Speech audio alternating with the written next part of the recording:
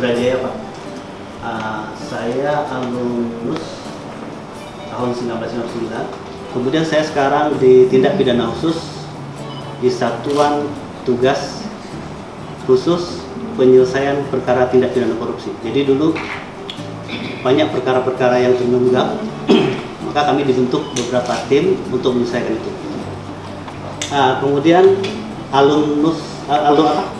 mahasiswa yang ikut magang di Kejaksaan Tinggi itu setiap tahunnya ada, dan alhamdulillah tanggapan pimpinan magang dari UIN Haran itu lebih bagus karena mereka ini skillnya jelas, Pak. Dan salah satunya mungkin Selamat Harinya tuh pimpinan langsung menunjuk magang di sana, sampai sekarang dikaryakan di sana.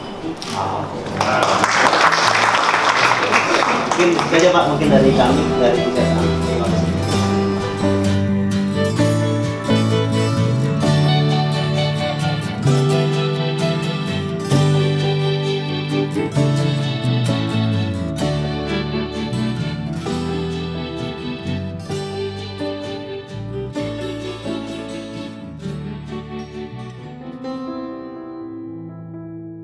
Hubungan kita dengan UIN Araniri sebenarnya sudah terjalin lama, terkait dengan magangnya mahasiswa UIN Fakultas Syariah di Kementerian Hukum dan HAM.